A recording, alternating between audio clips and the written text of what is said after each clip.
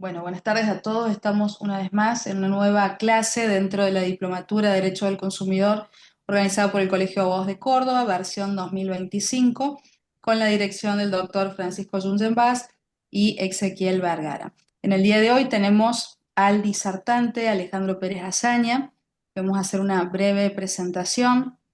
Miembro de Faro Consultora, especialista en Derecho del Consumidor, ex director nacional de Defensa del Consumidor y miembro de la Asociación de Defensa del Consumidor, Justicia Colectiva. Como siempre y como todos los años, Alejandro, es un placer tenerte, no solamente por tu calidad profesional, sino también por tu calidad humana, así que bienvenido una vez más a esta diplomatura. No sé si el doctor Vergara o el doctor Jungenbach quieren decir unas palabras, sino directamente ya Yo, pasamos a muy la breve, clase. agradecer. Siempre nos acompaña Alejandro desde las primeras ediciones de la diplomatura. Es un gusto. Y también hemos tenido el placer de ser una asociación de consumidores mientras él era director del área nacional de defensa del consumidor. Generó mucho vínculo con las asociaciones de consumidores. De hecho, nos tocó compartir también un viaje a España, un foro iberoamericano de defensa del consumidor, una experiencia también muy gratificante en términos de intercambio cultural y de saber cómo es la movida más allá de nuestras fronteras del derecho del consumidor y también por lo que ejerce en su actividad de divulgador, tanto en radios, en distintos medios de comunicación, bueno, gráficos, en fin. Tienen que buscar su nombre en Google y van a ver multitud de artículos doctrinarios, pero también valoro muchísimo los de divulgación de los derechos del consumidor. Es muy claro, muy docente, muy pedagógico. Así que invitados y por supuesto también tienen las clases anteriores que nos ha dado, que en general ha ido variando los temas. Este tema lo hemos tratado antes, pero hay muchos otros temas que también los ha tratado Alejandro, así que pueden verlo y además, aunque sea el mismo tema, también siempre se actualiza. Un gusto, Alejandro, y muchísimas gracias nuevamente de contar con vos en esta diplomatura. Bueno, para que sea breve, un abrazo grande, Alejandro. Un gusto verte. Nada más, te escuchamos. Sí, hace un montón que no nos vemos. Justo me quedaba pensando eso.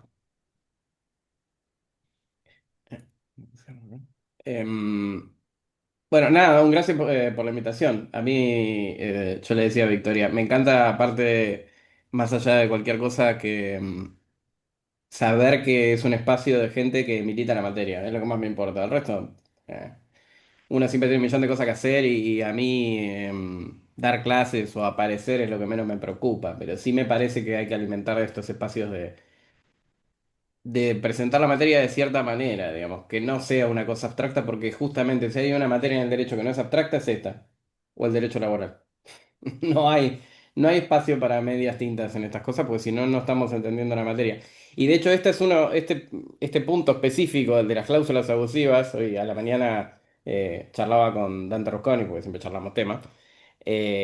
Y es uno que da para enojarse con un montón de cosas por cómo se intentan presentar a veces los temas de una manera tibia y por hacerlo de esa manera no se entiende el tema, no se enfocan bien, no se dan las discusiones que se tienen que dar, porque no es neutral las cláusulas abusivas y cómo separa uno la materia para entender qué es lo que son.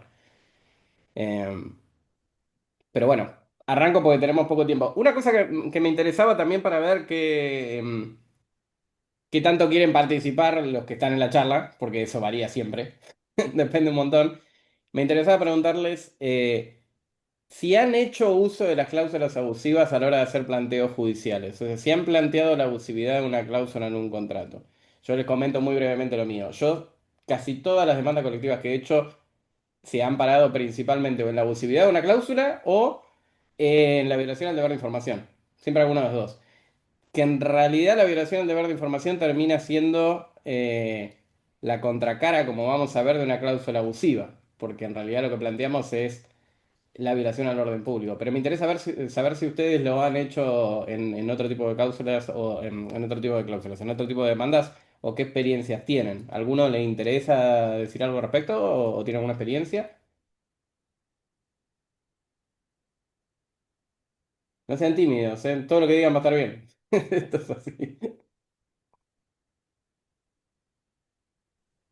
Eh, yo, doctor, en varias oportunidades, las cláusulas de contratos de plan de ahorro establecen prórrogas ilegales para las entregas de los automotores en los cuales ponen cláusulas de que si hay cambio de modelo o versión del vehículo, hay una prórroga de 60 o a veces 90 días para la entrega.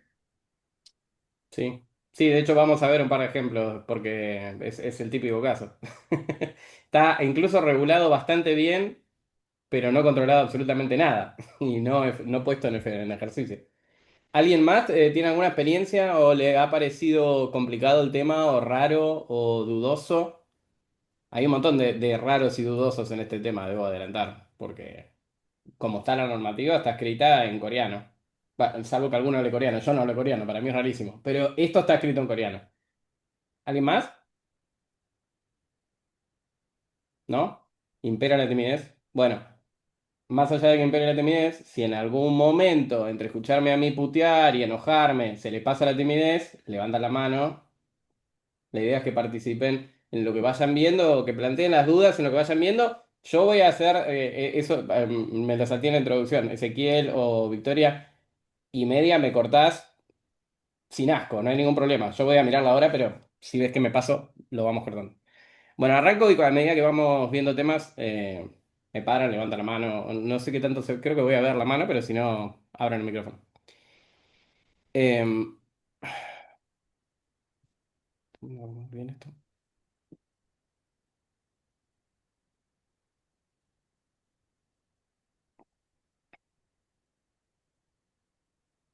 Borrar acá. Ustedes lo ven a pantalla completa esto, ¿no? ¿Ahí lo ven a pantalla completa también? Sí. Mejor, listo, resuelto el problema. Yo tengo unas notas y no quería perderme las notas y ponerme la presentación. Ahí está. Bueno, primero lo esencial de esto que es importante, me parece muy importante entenderlo. Y que fue una de las primeras cosas que a mí me llamaron la atención de la materia. No voy a decir las cláusulas abusivas, ¿no? Porque si alguien se enamoró del derecho del consumidor por las cláusulas abusivas, es raro. Tal vez en otra época, pero no, tal vez no con mi edad. Pero puede ser una discusión que fue más apasionante en otro momento. Pero lo que sí me apasionó a mí de la materia cuando estaba estudiando la carrera, primero era que daba un montón de soluciones a problemas de la vida diaria que la estructura más macro del derecho que se daba en la facultad no solucionaba. Y justamente no lo solucionaba porque no estaba pensado en otra estructura de lo que es un contrato y de cómo se relacionan las partes, ¿no? El derecho civil más tradicional eh, viene de la Revolución, viene de antes, pero la estructura que más manejamos o la más tradicional viene de la Revolución Francesa. Y estaba pensado en un contrato donde lo que se pone es ley, donde no se puede salir y donde el Estado no tiene un rol predominante ahí, sino que lo único que hace es intentar poner algunos frenos a los extremos, muy extremos, y que las partes hagan lo que quieran. Dentro de eso, que se manejen. Y justamente el derecho del consumidor viene a romper eso y en la vida diaria vemos que eso no funciona, no existe. Yo nunca lo vi. No sé si alguien lo vio. No, son esas cosas como la democracia funcionando bien. Son las cosas que se repiten, pero yo nunca la vi. No lo sé. Ahora, yo un contrato de paridad discutido donde una parte no pasa por encima todo el tiempo a la otra, yo nunca lo vi.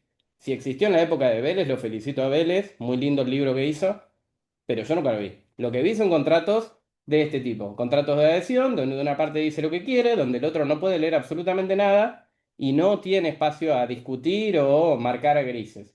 Y hay algunos campos muy acotaditos de excepción, y muy acotaditos, y cada vez más, porque la capacidad que tenemos todos de discutir amablemente y llegar a acuerdos es cada vez más reducida. Y esos pequeños espacios, digo, para que se entienda fácil, cuando hacemos un contrato de locación, a veces cuando compramos y vendemos una casa, pues son los contratos más tradicionales. En todos los demás, incluso cuando compramos una casa, si la compramos por un fideicomiso, nadie nos va a plantear, discutamos las condiciones del fideicomiso. No, firmá esto y si no, andate y no tenemos nada que discutir. Entonces, la estructura tradicional, que era nos sentamos las partes, negociamos y eso hay que mantenerlo a rajatabla, no existe. No existe en la humanidad que yo conozco, no existe hace muchísimo tiempo. Lo que existe son contratos de adhesión con distintos niveles. Y esto cambia bastante cómo tenemos que interpretar el contrato. Porque si una parte hace lo que quiere, y además, bueno, voy al histórico que es lo que intenta marcar esta primera pantalla. ¿Tiene sentido que los contratos los manejemos de esta manera? Sí tiene sentido si lo que queremos es un mercado que fluye rápidamente y donde las contrataciones tienen el menor costo de transacción posible. Eso en sí es positivo. Ahora, si eso en sí es positivo y como sociedad lo vamos a aceptar, saliendo del marco de esa utopía en la que nos sentamos dos personas en un banquito en medio de una plaza, charlamos nuestros intereses y nos ponemos de acuerdo, que era lo que planteaba el Código Civil, hagámoslo, pero midamos las consecuencias. Y es eso lo que intenta hacer el derecho del consumidor en general y las cláusulas abusivas y el orden público en particular. Es qué límites le vamos a poner a eso. Pero a mí lo que me parece importante, y por eso les decía, es uno de los puntos que me hizo pensar la materia desde el principio y me llamó la atención, es si las cosas van a funcionar así, primero, ¿por qué? Y segundo, ¿qué tenemos que hacer para entender esto? Porque la herramienta de contratar de manera masiva genera daños de manera masiva. Es una herramienta de mucho impacto. Obviamente que va a depender de la escala de la empresa, ¿no? Pero los que hacemos acciones colectivas lo vemos todo el día. Si vos llevas una demanda colectiva, estás impactando a 3 4 millones de usuarios. Y un pequeño contrato con una pequeña cláusula tiene un impacto enorme en un montón de gente. Ahora, el Estado no va a mirar nada sobre eso, no se va a meter, no va a decir nada. Y en la práctica vamos a ir viendo a través de distintos ejemplos y va diciendo algunas cosas en algunos lugares, pero en realidad el control es muy vago. Entonces, generamos una herramienta desde el Estado de contratación masiva, la aceptamos, pero ¿vamos a medir las consecuencias y a minorar los daños o no lo vamos a hacer? Bueno, el principio teórico es justamente el orden público y las cláusulas abusivas, y el camino tiene que ir a un control público bastante más aceptado. Registros de los contratos, obligaciones de tenerlos en determinados lugares para poder acceder, un montón de herramientas administrativas que tienen que existir para que se puedan hacer efectivos ese tipo de controles. Pero tenemos que analizarlo de esa manera. Lo que está pasando no es que una parte tiene que entender mejor el contrato para validar o aminorar una posible falta de comprensión o vicio de la voluntad. No es eso lo que tenemos que buscar con las cláusulas abusivas. Y ahora profundizo con eso y por qué esta relación. Sino lo que tenemos que buscar es cómo hacemos para mantener un estándar protectorio mínimo en una contratación que no estamos frenando para iniciar. Esto quiere decir que el Estado no aprueba los contratos antes de arrancar, sino que estamos mirando una vez que pasan qué daños se pudieran haber generado y cómo los aminoramos. Eso cambia la manera en que enfocamos una cláusula o una situación jurídica puntual. Eh, Vamos a saltar un poco más. ¿Alguna duda hasta acá? No.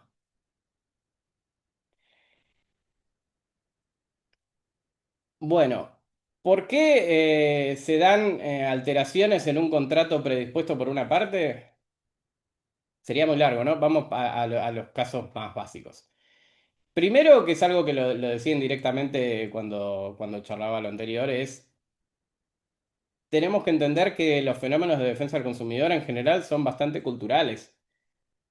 Y hacía esta aclaración de por qué la materia me llamó la atención, justamente porque atacaba algo que tenía que ver con la realidad y no con lo teórico que era lo que me decía la facultad. La facultad me decía las cosas son de cierta manera y yo me daba cuenta que de ninguna manera las cosas eran así. No funciona así un supermercado ni la compra de absolutamente nada, porque no se manejan así los contratos.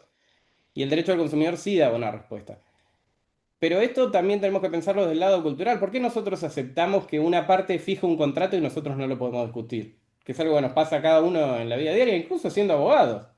Si nosotros nos ponemos a querer discutir un contrato, nos van a sacar carpiendo, pero en todos lados, desde un banco hasta un particular que vayamos a negociar. Está cada vez más difícil negociarlo. Entonces arranca en una costumbre que se va asentando en la sociedad de que los contratos se manejan de esta manera.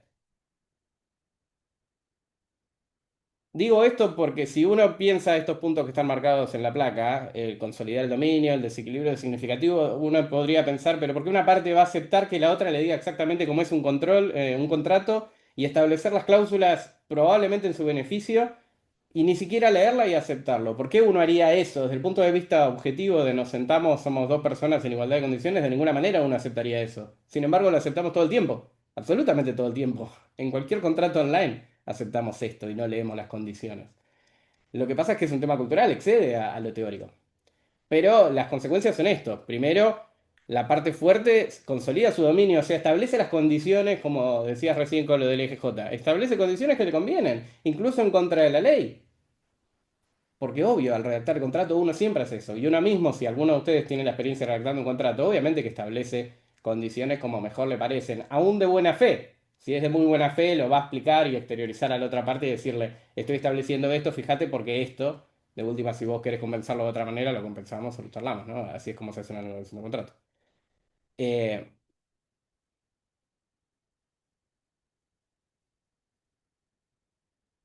vamos a lo que sigue, la necesidad de protección del sujeto vulnerable.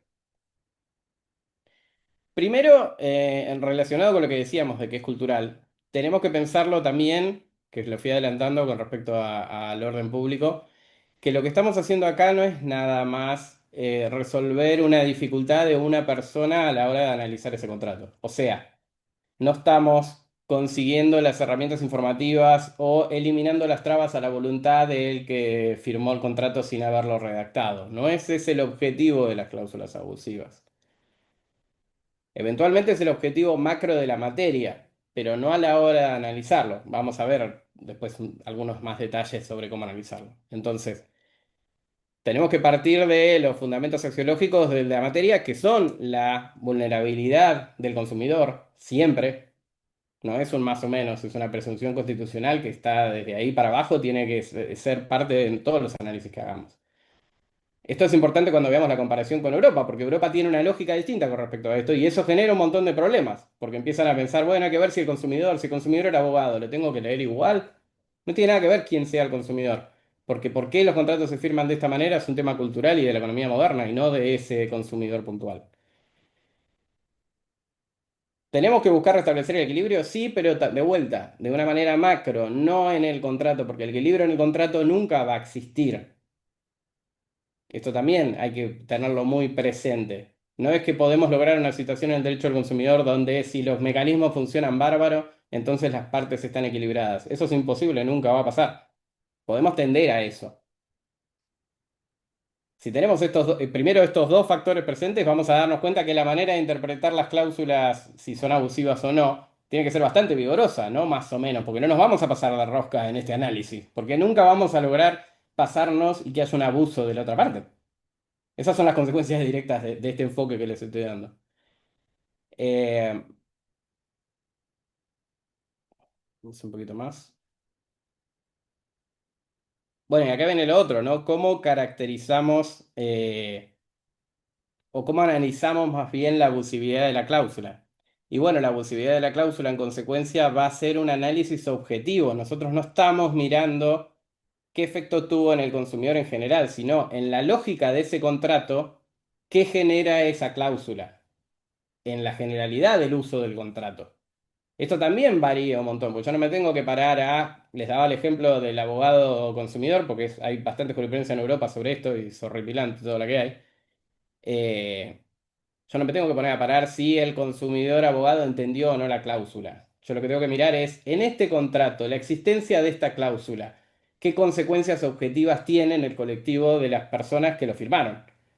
Si lo que genera es lo que vamos a ver después como caracterizado como cláusula abusiva, pero en general es un desequilibrio evidente a favor de una parte, bueno, entonces va a ser abusiva la cláusula. Pero yo no tengo que mirar en la persona, tengo que mirarlo de una manera objetiva. Bueno, y abajo estaba la definición. Eso por hablar más y leer menos. Vamos con la que sigue. Y acá quería hacer que lo fui adelantando, una relación, porque es directa, entre el orden público y las cláusulas abusivas. El orden público es algo que no se ve mucho. Yo no sé si ustedes lo vieron o lo van a ver después en otra clase. A mí me obsesiona bastante porque me parece que es casi el corazón de la materia. Y en este punto es bastante notoria la relación entre la abusividad o no de la cláusula y el orden público. No voy a profundizar en qué es el orden público, porque si no estamos acá 40 minutos mínimo hablando de lo esencial, pero tómenlo así. El orden público lo que nos dice es, justamente en esta lógica de cualquiera puede contratar y el mercado moderno funciona de cierta manera, bueno, el Estado interviene para equilibrar la situación de los consumidores. ¿Cómo interviene? A través de la fijación de estándares mínimos de protección. Esos estándares mínimos de protección impactan en la manera en que se relacionan los consumidores y los proveedores en cualquier situación donde haya una relación de consumo. Por eso también es muy importante el concepto de relación de consumo versus contrato de consumo, que son dos cosas totalmente distintas. Uno es muchísimo más amplio que el otro y es uno de los grandes aciertos de la Constitución, ¿no? Haber marcado la relación y no el contrato. A diferencia del derecho laboral, que si bien siempre dijo contrato laboral, siempre habló de relación laboral, porque es mucho más amplia y les quedaba muy corto el contrato, pero es una discusión más vieja todavía. Entonces, el Estado va a intervenir para equilibrar algo que sabe que es inequilibrable, como les decía. Nunca vamos a lograr una relación de consumo donde el consumidor esté en paridad o sea más fuerte. Lo que podemos llegar es a mejores situaciones, nada más que eso, y evitar los abusos más extremos. Y lo va a hacer a través de la fijación de estándares mínimos. Ahora, ¿cuál es la diferencia entonces entre intentar evitar abusos con un análisis de cláusulas contractuales que consideremos abusivas y tener límites mínimos a través del orden público? Bueno, la diferencia notoria es que el orden público me tiene que decir qué es lo que está prohibido. Y me lo puede decir de distintas maneras. Me puede prohibir directamente algo o me puede decir este algo tiene que ser de esta manera y no puede ser de otra. Característica básica del orden público, ¿no? En general.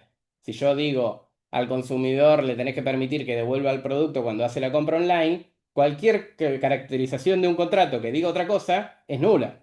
Porque el orden público del Estado ya me dijo cómo tiene que ser. Punto final, no hay aceptación de otra cosa.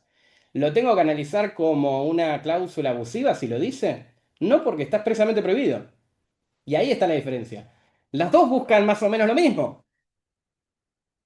Por eso le digo, no estamos analizando las cláusulas abusivas como la situación en la que hay una afectación a la voluntad de la parte o una falta de información, siendo más específico muchas veces, sino que lo que estamos haciendo es interpretar un contrato en una situación donde no está expresamente establecido cómo tiene que ser algo o expresamente prohibido cómo tiene que ser algo. Porque si se da eso, no necesitamos las cláusulas abusivas. Tenemos una nulidad absoluta porque es una violación al orden público. Entonces, ¿en qué casos necesitamos las cláusulas abusivas? Sería, ¿no? Y ahí viene la comparación. Bueno, cuando el Estado no dice exactamente cómo tiene que ser, pero sí nos marca algunos criterios en generales que nos permiten interpretar para dónde tiene que ir o cuál sería el contorno más malo y más positivo, si querés. En esos casos donde tenemos unos grises, ahí es donde la interpretación de las cláusulas contractuales es necesaria. ¿Esto qué significa? Como les decía antes, hoy en día tenemos contratos que no necesitan aprobación previa. Esto que para nosotros, todos los que vivimos en el mundo moderno, nos parece obvio, no necesariamente siempre fue así. Antes los contratos se aprobaban expresamente, no existía cualquier contrato. Es más, antes no existían las personas jurídicas. Las personas jurídicas tenían que tener una aprobación del Estado previa porque si no, no existía.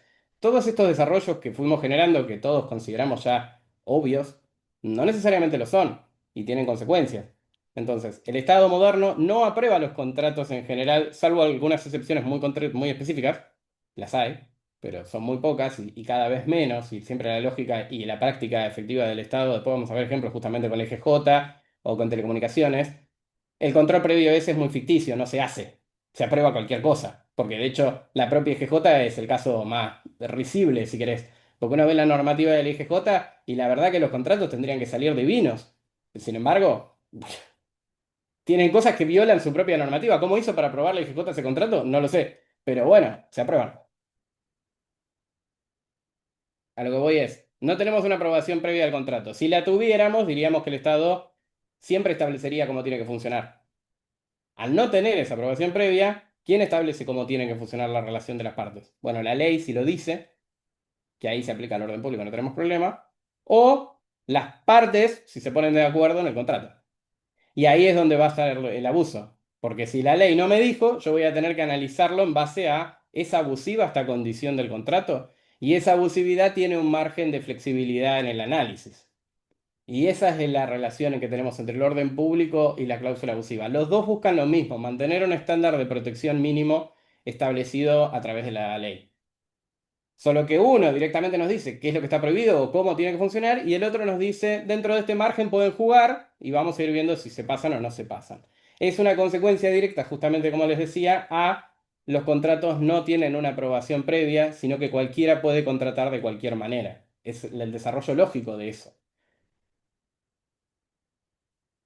En concreto acá poníamos algunos ejemplos, los paso muy rápido porque los fui pasando por arriba. Como les decía, las cláusulas abusivas versus el orden público, las cláusulas abusivas tienen un límite flexible. Ahora vamos a ver lo que establece la ley, los distintos ejemplos, y vamos a ver cómo van pasando desde un grado muy amplio hasta algunos más específicos.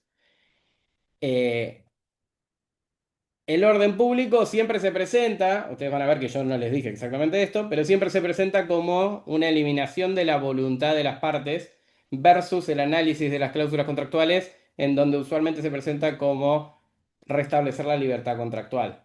Esto no necesariamente es así, depende del enfoque que cada uno le dé a la materia. Yo les doy un enfoque que es altamente coherente para mí y justamente como les decía en la introducción, cuando uno lee lo que está establecido en el Código Civil, lo que dice la Ley de Defensa del Consumidor y lo que dice la jurisprudencia, hace agua por todos lados, porque no hay una coherencia entre las dos cosas o las lógicas que se buscan defender en cada uno de ellos. Lo que pasa es que se silencian ciertas discusiones porque nada, queda más fácil, ¿no? Pues si no nos volvemos todos locos. El orden público pasa mucho eso. Eh, en la lógica moderna no está bueno que decir o analizar las normas diciendo que el Estado prohíbe ciertas maneras de contratar. Suena que está mal, cosa que es totalmente incoherente con cualquier tipo de Estado de eso. El Estado siempre dice qué es lo que está bien o qué es lo que está mal, porque el Estado no refleja más que lo que supuestamente llegamos a un acuerdo todos. Y yo siempre doy el ejemplo más fácil del orden público, y corto acá con el orden público, porque si no me van a odiar, pero a mí me gusta mucho porque explica un montón de cosas. El Estado siempre dice que tiene que funcionar y siempre prohibió contratos muchísimo antes de la Revolución Francesa, y el ejemplo más fácil que ustedes pueden pensar es la esclavitud. La esclavitud es un contrato de compraventa de personas. ¿Por qué no es válido ese contrato? Porque el Estado dijo un día que no es más válido, punto. ¿Por qué? Porque viola la moral, las costumbres, la visión que queremos tener de cómo funciona nuestra sociedad. Ahora, si nosotros permitiéramos que las partes se pusieran realmente de acuerdo y se vendieran personas entre sí, realmente de acuerdo, con un buen pago y todo, ¿sería válido el contrato? No. ¿Podríamos decir que hay que analizar la situación del esclavo a ver si consintió realmente? No, nunca podríamos decir que, pues no lo aceptaríamos. Lo mismo pasa con un montón de cosas. Familia es el otro campo donde el orden público impera absolutamente.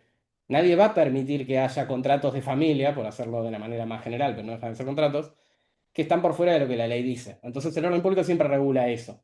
Lo que pasa es que seguimos teniendo, a pesar de que la Constitución se reformó en el 94, y Borda lo venía diciendo desde que reformó el Código Civil, de esto, como funciona la Revolución Francesa, no puede seguir funcionando, hace muchísimos años, pero no termina de concretarse, y específicamente no termina de concretarse en los aspectos más económicos de nuestra sociedad. Sí se concretan otras cosas, pero no en lo económico. Y eso también es un problema, porque en el derecho consumidor usualmente trabajamos lo económico, pero no es lo único que trabajamos. De hecho, la gente que trabaja conmigo y cómo enfocamos la materia, siempre estamos viendo que el derecho consumidor no es nada más lo económico, no es un contrato con la IGJ nada más, es su faz penal, son los servicios públicos, el derecho al acceso a los bienes esenciales, hay un montón de cosas que están tocados por la relación de consumo. Y en esos distintos ámbitos, si salimos de pensar en un contrato con un banco, empieza a tener un impacto mucho más alto el orden público. Por ejemplo, les doy el ejemplo muy rápido, ¿no? Cuando después vamos a ver la prohibición específica del análisis de la cláusula de precio, por considerarla eventualmente por afuera del análisis de la abusividad o no. Eso, si uno dice en un contrato normal de un bien suntuario, donde no hay una necesidad intrínseca de la persona de tenerlo y tiene una buena capacidad económica. Y bueno, yo te lo puedo aceptar. Ahora, en un servicio eléctrico monopólico, ¿es lo mismo? No, no es lo mismo, porque no puedo no tener luz. Y hay un solo prestador y tengo que contratar con él. Entonces, ¿puedo discutir ahí el precio? Y yo diría que probablemente sería bastante más lógico poder discutir el precio. El precio en su término más absoluto. Vamos a ver que en la previsión de análisis de abusividad de la cláusula de precio tiene un montón de veremos, ¿no? Pero en el concepto más absoluto de las partes se sientan y discuten el precio y eso lo tienen claro, no es igual en todo. No es lo mismo un servicio público que una contratación para comprar una camioneta 4x4. Son todas cosas totalmente distintas y todas están alcanzadas por la relación de consumo. Eh, bueno, y como el último punto de las consecuencias prácticas, como les decía, es no buscamos a través de la cláusula abusiva sanear una situación para rehabilitar la cláusula, porque no podemos sanear. Lo que estamos buscando es cuál es el límite legal. Y una vez que el intérprete determina que ese límite legal está superado, esa cláusula es de nulidad absoluta, no se puede confirmar. Después vamos a ver ejemplos. El típico, y es muy útil para leerlo, es Pade con Bank Boston, que justamente se discutió esto, ¿no? Por primera vez, después empezaron todos a aceptarlo, pero bueno, fue toda una pelea de muchos años. Después vamos a ver el caso, ¿no? Pero es un caso de una cláusula abusiva y de si las partes pueden confirmarlo porque sí, silencio, notificación, lo que sea. Eh, avanzamos. ¿Alguna duda hasta acá? ¿Algo que le llame la atención a alguien? Aprovecho para tomar algo. ¿Nada? Yo ¿Cómo le venimos quiero con cámaras? consultar, le Sí, puedo dale, aprovechemos. consultar lo siguiente. Sí. Cuando hablamos de un contrato y hablamos de cláusulas abusivas, lo que yo quería consultarle era lo siguiente. ¿Qué es lo que presta el usuario consumidor? ¿La voluntad o el consentimiento? Un poco los dos, pero principalmente yo te diría el consentimiento. ¿Por qué? Porque hay una limitación en lo que está haciendo en ese contrato. No está contratando poniéndose de acuerdo con la otra parte en las condiciones en las que se está poniendo de acuerdo. ¿Está aceptando o no está aceptando? Ahí hay ¿Y una qué es lo que diferencia. influye, y qué es lo que influye para que acepte o no acepte ¿En qué sentido? A ver, ese contrato? Claro, vos me decís consentimiento, yo estoy de sí, acuerdo. sí, Entonces, pero lo termina aceptando. ¿Qué es lo que sí. influye para que el usuario y o consumidor acepte? No termino de entender tu pregunta. Desde el punto de vista personal, no, no te conozco. Pero estimo que me lo preguntás de otro lado. Claro, supongamos, o sea, cualquier contrato, ¿no es cierto? Acabas de Sí, decir, y estamos todos de acuerdo que terminamos aceptando porque por X situaciones uno sí. termina aceptando el contrato, ¿no es cierto? Lo que prestamos es el consentimiento. Entonces, ¿por qué si prestamos el consentimiento aceptamos esa cláusula? ¿Qué causas son las que influyen en ese consentimiento para que este usuario y o consumidor acepte ese contrato? ¿Se entiende o no? Más o menos, te lo voy a intentar responder y vos andá aislándome. A ver. Desde un punto de vista macro, hay un montón de situaciones que llevan a un consumidor a aceptar ciertos contratos. De hecho, al pasar les di el ejemplo típico. Si yo tengo un servicio público esencial brindado por un prestador monopólico, yo no tengo la opción de no aceptar ese contrato. Lo tengo que Sí, aceptar.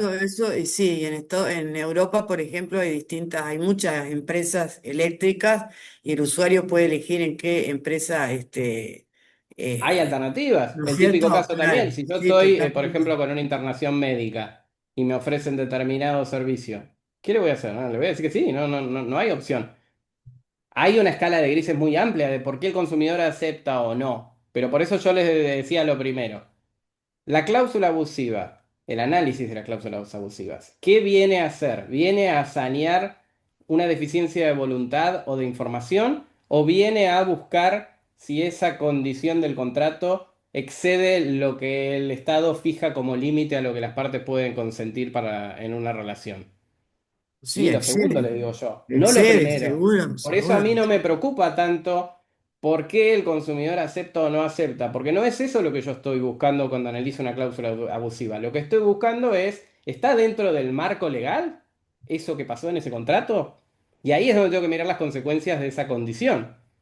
Si la condición desequilibra el contrato, a mí no me preocupa por qué lo desequilibra con respecto a esa persona, me preocupa que lo desequilibra con respecto a todos los que comercializaron con ese mismo contrato.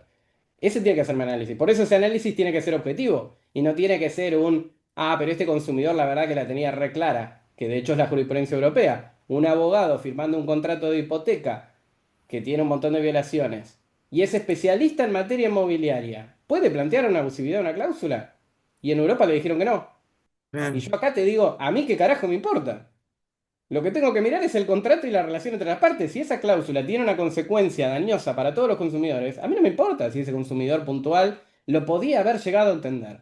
No tiene nada que ver. Y yendo más para atrás, por eso les dije la parte histórica, esta es la interpretación necesaria si yo lo que tengo es un sistema donde se comercializan contratos sin control previo que pueden generar daños de manera masiva. Porque mientras que yo tenga esa situación, lo que tengo que buscar es atemperar ese daño masivo después de que el contrato se realice. ¿Sirvió algo? ¿Sí? Bien. Hay una mano ahí, Angélica, de Puntiate. Sí, ¿qué tal, doctor? Muchas gracias.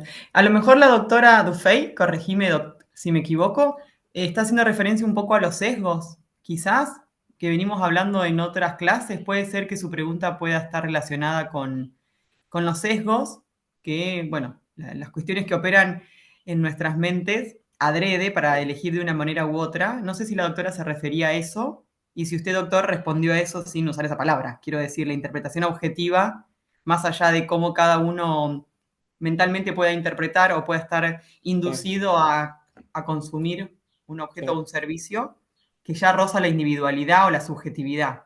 No sé si viene por ahí quizás la pregunta, pero si no, la Sí, hago. sí, sí, doctora, ¿Sí? sí, sí, quería llegar a ver si podíamos llegar a eso. Sí. Pero no sé Y si mirá, eh, estuve estudiando mucho este fin sí, de semana sobre el tema de los sí, sesgos, y por eso, y bueno, tengo dudas, y sí. bueno, por eso es que te Sí, sí, sí, preguntaba, sí. doctor. Porque Mirá, sí yo creo que lo... hay sesgos, ¿no es cierto? Y que Sí, nos llevan, y no, por eso el tema del consentimiento y de la voluntad, y la diferencia importantísima que hay entre estos dos sí, institutos, sí. y por qué una persona que está dando el consentimiento termina diciendo que sí, a pesar de que sepa de que eso no le está sirviendo. Sí. Porque realmente hay una manipulación anterior para que termine el usuario diciendo que sí. Sí, pero yo, por eso, yo el enfoque que hago, digamos, lo podés repartir en dos ámbitos, si querés. Lo de los sesgos te va a impactar claramente en por qué efectivamente elijo contratar. Hasta ese momento. Yo dejo de lado el por qué las partes eligen contratar y me paro directamente en el contrato ya existiendo. Y ahí es donde digo, a mí no me importa por qué eligieron contratar. Yo lo que tengo que mirar es el marco jurídico y el desequilibrio que genera esa condición en ese contrato en el colectivo de consumidores que pueden verse impactados. Por eso no me preocupo por esa otra parte, pero claramente existe, no es que no. Pero también tenemos que tener en cuenta por eso. Yo estoy siempre, digamos, yo pienso mucho las cosas desde el punto de vista del sistema, que es un problema en general en el derecho, porque nos enseñan siempre que los abogados tienen que resolver casos de una parte con otra. El derecho al consumidor no es eso. Y si no queremos entender con ese marco, no lo estamos entendiendo. Hay un problema. No hay muchos casos individuales en el derecho del consumidor, de hecho. Hay muy pocos casos, de hecho. La mayoría son casos colectivos de una u otra manera. ¿Por qué? Porque estamos trabajando en una sociedad de masas, donde las consecuencias de las políticas empresarias se expanden en un montón de consumidores, porque no están pensadas las políticas empresarias para un consumidor, nunca. Ahora, ¿puede haber un caso que sea muy individual? Sí, alguno hay, yo qué sé, alguna vez pasa que es realmente un error y no tiene nada que ver con la política empresaria y no lo podemos achacar a un intento de disminución de costos o falta de controles. Puede pasar eso, alguna vez pasa, no es que no. La mayoría de las veces lo que vemos son daños que derivan de consecuencias empresarias muy puntuales. Le voy a dar el ejemplo para que se entienda qué quiero decir con esto y por qué es un problema sistémico.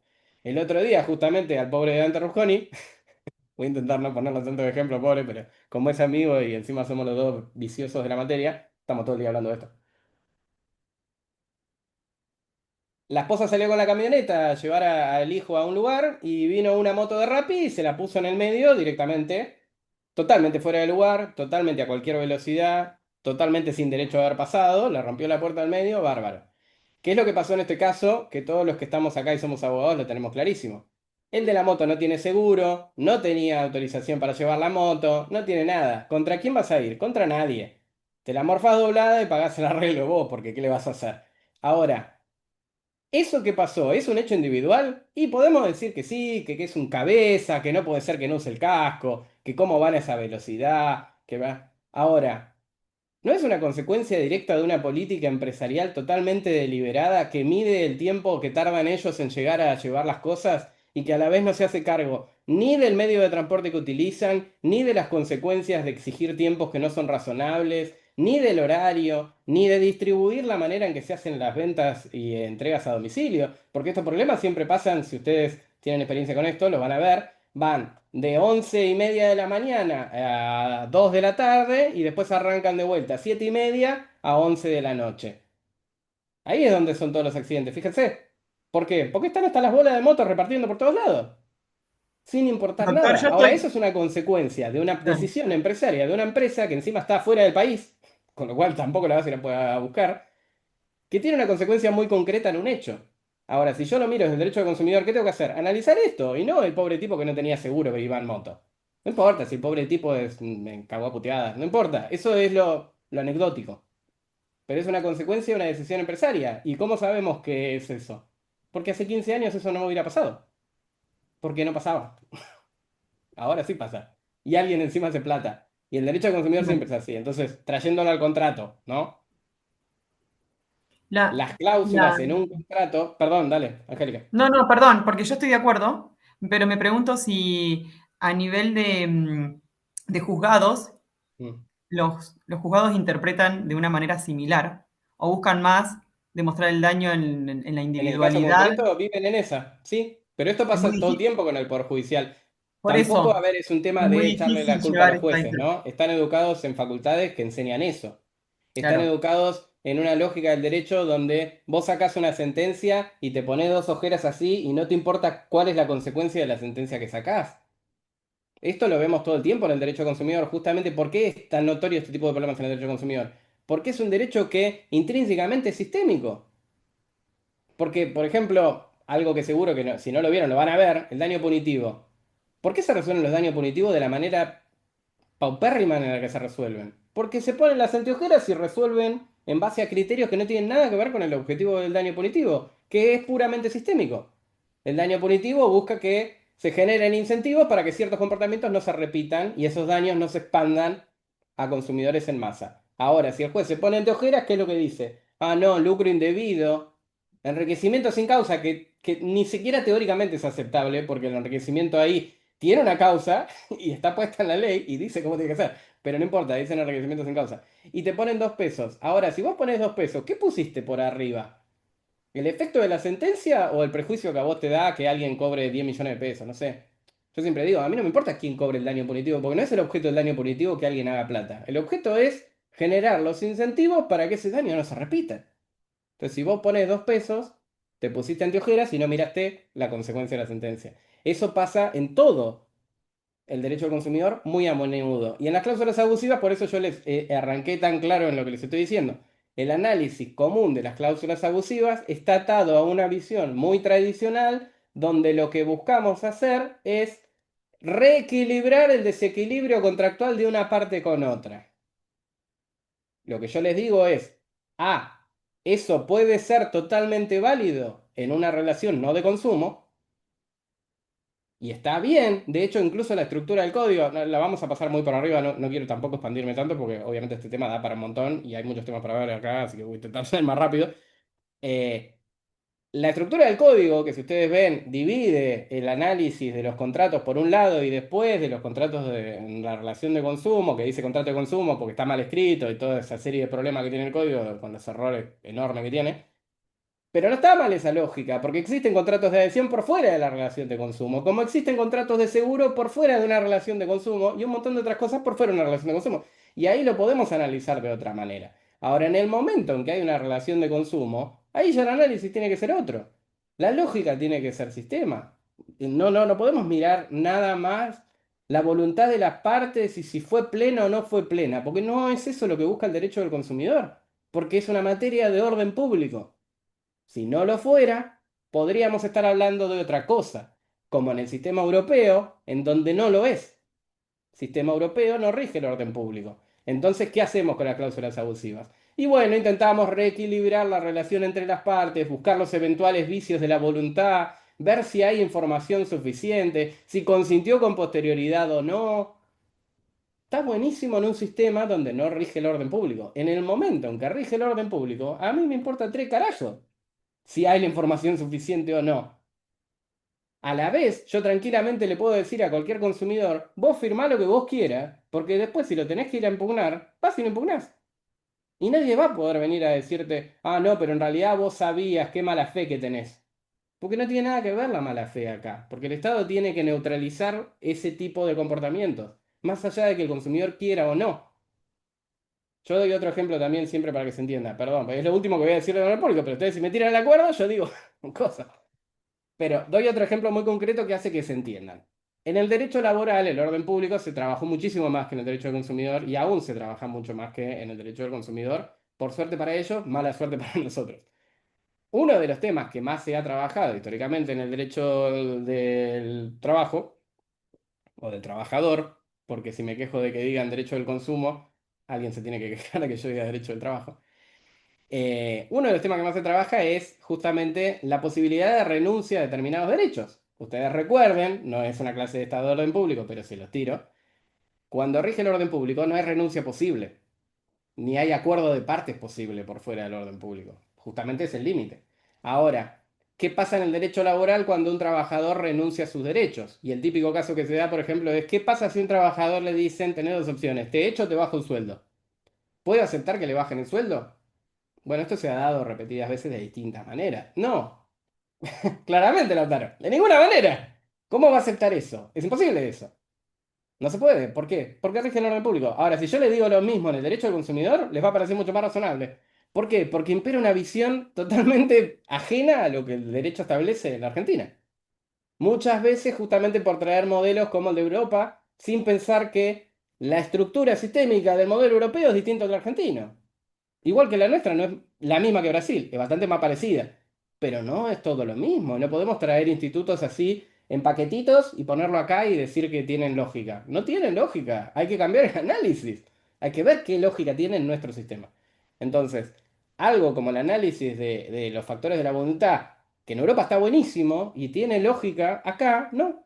Acá lo que se busca es otra cosa. Bueno, no amplío más, porque ya estamos mucho con eso. Vamos a hacer un poco más, así llegamos a lo concreto.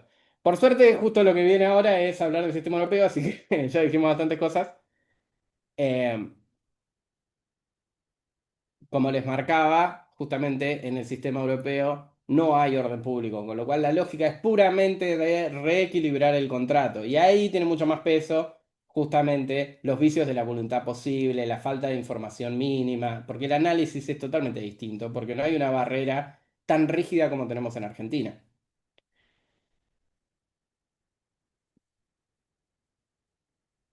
Bueno, nada, el resto son detalles. En casuística europea, ellos, además de tener una definición que después nosotros tuvimos, gracias, eso sí, positivo de la reforma del código, que incluyó una definición de cláusulas abusivas, antes no la teníamos, ellos también la tienen y tienen esta lógica general de que es una cláusula abusiva y después tienen una casuística bastante interesante que la van actualizando con el tiempo, está buena. No lo quiero pasar porque tenemos poco tiempo, pero vamos a ir viendo casuística en Argentina, así que casuística hay. Y es interesante ver cómo se analiza la casuística, ¿no? Porque si son listados nunca nos van a alcanzar. Ahora, diferencia con el sistema argentino. Primero, nuestra ley eh, declara las convenciones como no convenidas, son directamente inexistentes. No me voy a poner con la teoría de la inexistencia porque es una utopía que no. Pero ¿qué es lo que importa? No es que tiene que haber un planteo puntual, justamente como es una norma la que decimos que es abusiva, o la cláusula contractual que declaramos como abusiva nula, porque viola el orden público, no importa en qué momento yo hago el planteo, es nula siempre, nunca puede haber tenido efecto porque es algo que las partes no podrían haber convenido.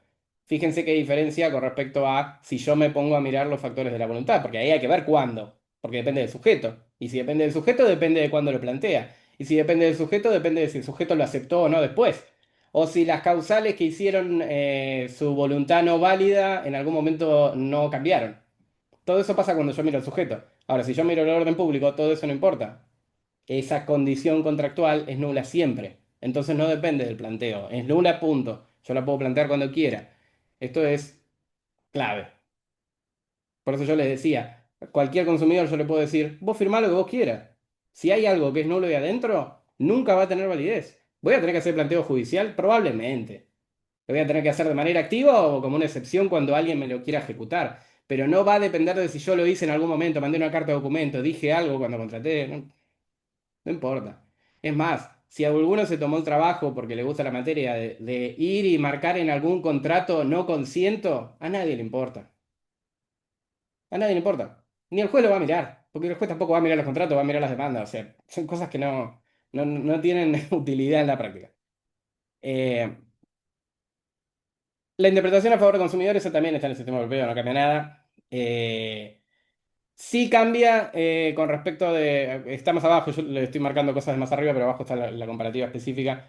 Sí cambia la posibilidad de integrar en contrato. En Argentina la ley nos manda a integrar el contrato siempre que sea posible. En Europa, como está todavía muy atado a un sistema, como les decía, A, no de orden público, y B, más cercano a la idea original del Código Civil de la Revolución Francesa.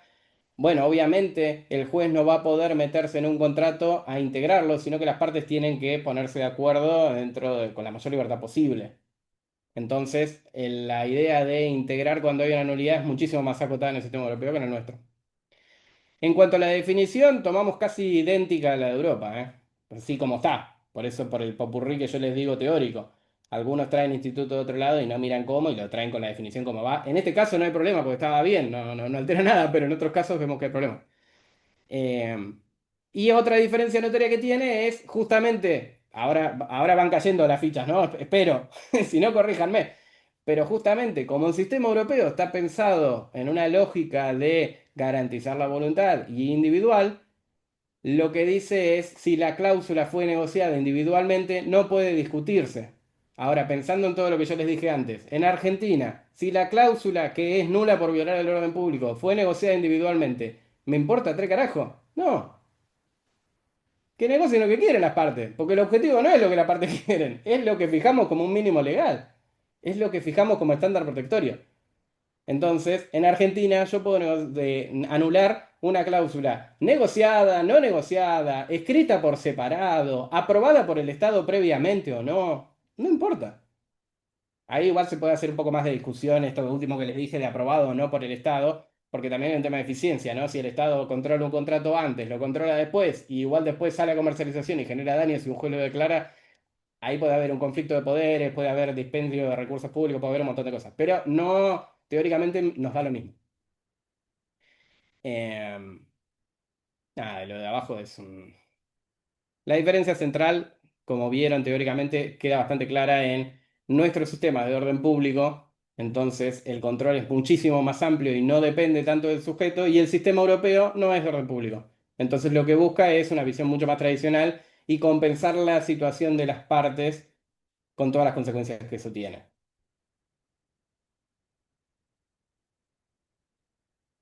Vamos con primero las cláusulas abusivas de la 24240 y después vamos eh, algo de lo del código que suma alguna cosita más. Después vamos a una casuística, lo que lleguemos rápido sectorial, porque hay un montón de listados. Los vamos a pasar muy rápido porque aparte ya nos queda media hora. Y alguna posibilidad administrativa que si llegamos se las digo, porque hay ejemplos interesantes de esto que cuando las vean van a decir, ah, qué obvio que era, ¿no? Pero no se hace.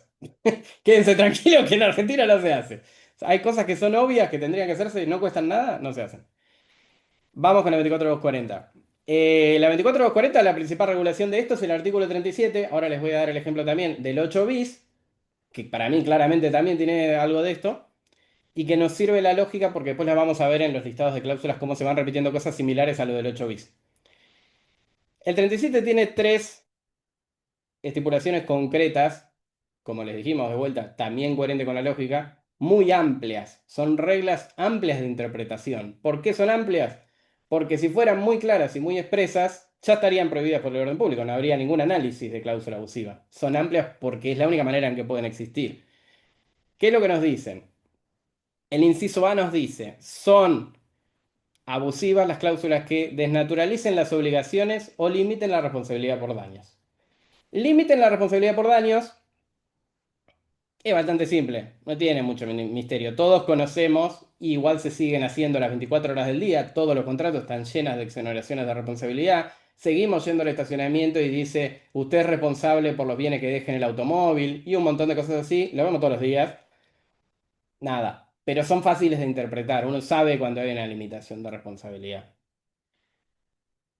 Un poquito más complicada la que vamos a ver después con respecto a la inversión de la carga de la prueba, que tiene directa relación con esto, porque es muy difícil a veces en la casuística entender cuándo nos están invirtiendo la carga de la prueba. Pero la limitación de responsabilidad es común y fácil de interpretar. La desnaturalización de las obligaciones es bastante más complicada de interpretar. ¿Qué quiere decir que desnaturalicen? Primero hay una interpretación general de qué quiere decir, que es en el marco del contrato qué es lo que las partes buscaban hacer. Si lo que buscaban hacer es una cosa y podemos entender objetivamente que lo que se intentó decir fue eso, pero después el contrato hace cosas distintas, bueno, ahí está desnaturalizando el objeto del contrato. O sea, yo siempre, no lo traje, pero casi lo traigo. Hay un capítulo de South Park que jode mucho con las condiciones contractuales de los productos de Apple y lo mezcla con la película de Human Centipede.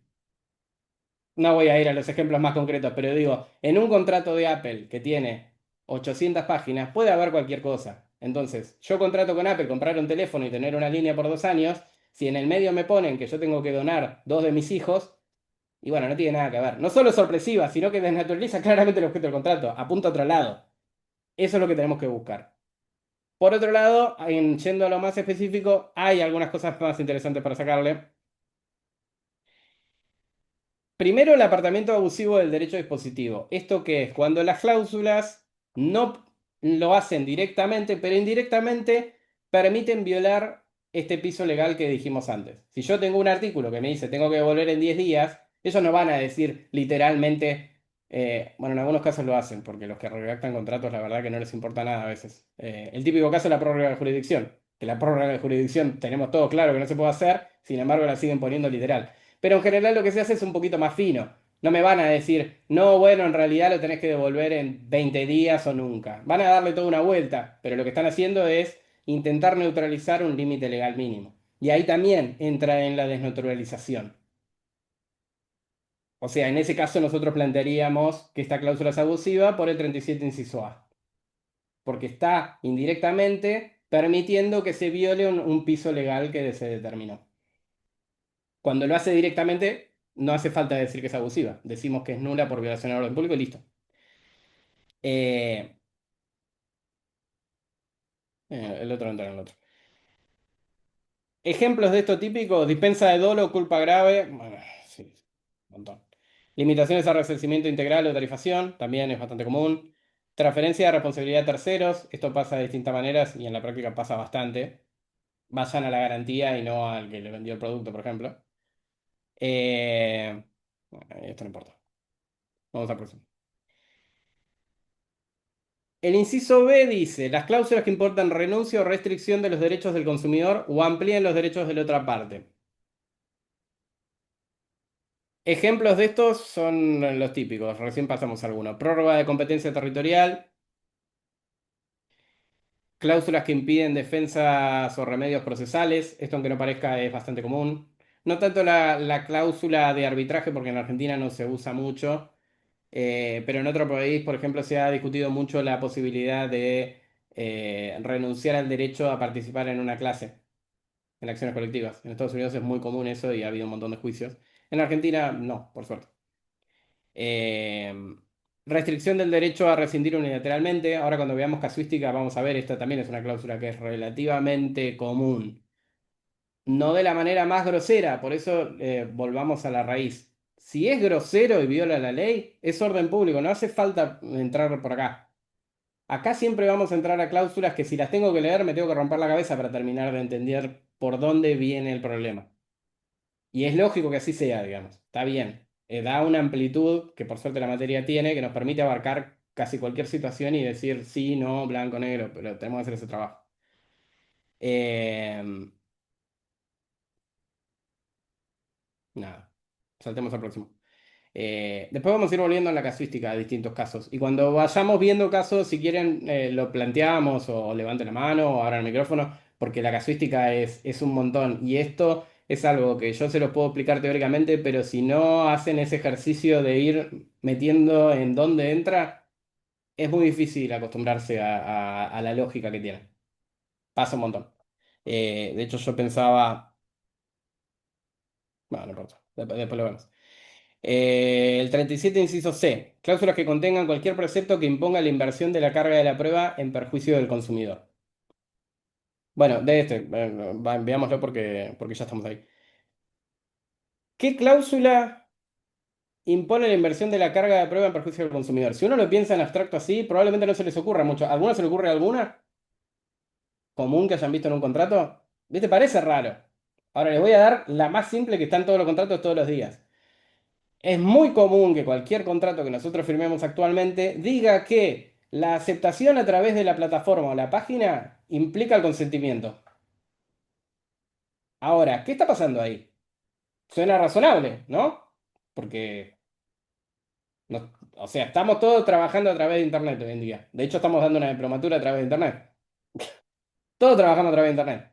Es lógico que si que nos ponemos de acuerdo, yo cliqué ahí y esté bien. Ahora, si me estafan o yo efectivamente no hice esa aceptación, ¿qué es lo que pasa con esa cláusula del contrato? Que yo me tengo que poner a probar que yo no era la persona que hice esa aceptación. ¿Y qué es lo que está pasando? Me están invirtiendo la carga de la prueba. En vez de tener el proveedor que acreditar que efectivamente yo acepté, me está diciendo, vos aceptaste, vení a probarme que no. ¿Ven las vueltas que hacen? Por eso es importante el concepto de cláusula abusiva. Sí, dale.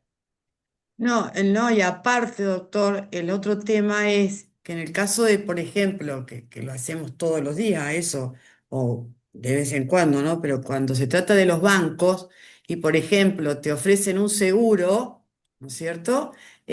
Vos cliqueas que sí, que lo aceptás, porque te pareció bien el precio y demás, Sí, pero nunca te llega la póliza del seguro, o sea que vos no sabés qué carajo fue lo que contrataste sí. y lo contrataste hoy por 4.000 pesos y dentro de 4 meses te cuesta 50.000 y nadie te sabe explicar por qué, ¿no es cierto?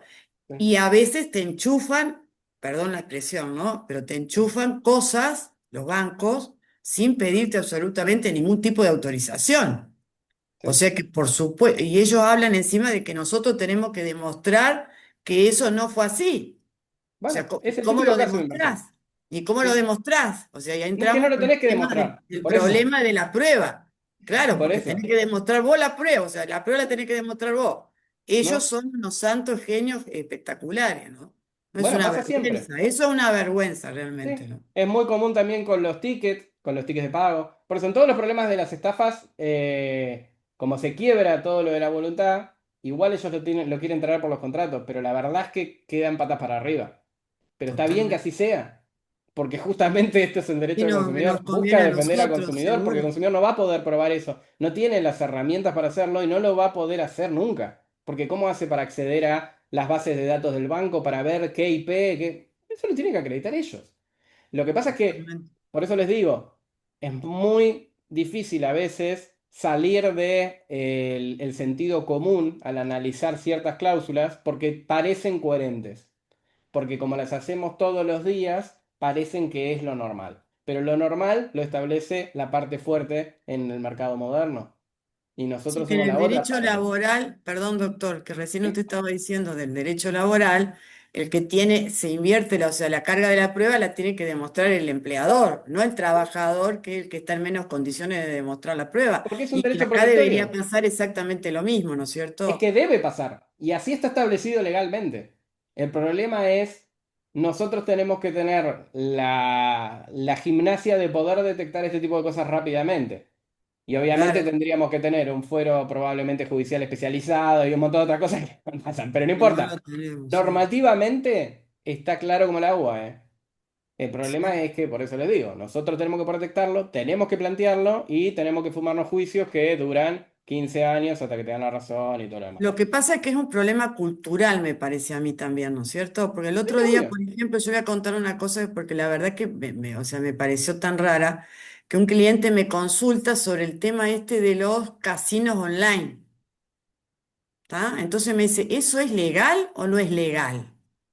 Yo le digo, mira, a mí las personas que me han consultado la han estafado, o sea, las 2 o 3 primeras veces le han pagado, después no le pagaron nunca más y anda a cantarle a Gardel para reclamarle porque no existe. Y resulta ser que este señor hoy me manda una ley de Córdoba donde están regulados los casinos online. Digo, bueno, déjame que la voy a leer, la voy a desmenuzar porque yo la verdad que no la conozco. Y Pero hay que mirá ver el en domicilio, el igual por eso. colectivo de la gente, en el colectivo de la gente no entiende esto. No, no, totalmente. No, no, hay una diferencia enorme. A ver, pasan todos los derechos protectorios, ¿eh? Por eso yo arranqué diciéndole, esto no es un tema de ¿Cómo podemos hacer a través de determinadas herramientas para reequilibrar la relación? La relación de consumo, como la relación laboral, nunca, jamás se va a poder equilibrar. No existe eso. Y no es el objetivo de la materia. Es generar las herramientas para tender hacia. Pero si llegáramos a eso, no estaríamos en un sistema capitalista como los que conocemos. Estaríamos en otra cosa. No sé qué, ¿eh? No es comunismo, no, pero es otra cosa. Ahora, nuestro derecho, yo siempre lo digo también, porque a veces suena a que, soy un talibán. Vamos a arrancar por lo obvio. Yo soy abogado, me dedico a escribir papelitos y imprimir papelitos. Talibán ninguno. O sea, yo no estoy poniendo bomba a ningún lado. Y la Constitución del 94 tampoco fue la Revolución Francesa. No. Pero estableció que tiene que haber en el mercado moderno ciertas reglas de convivencia.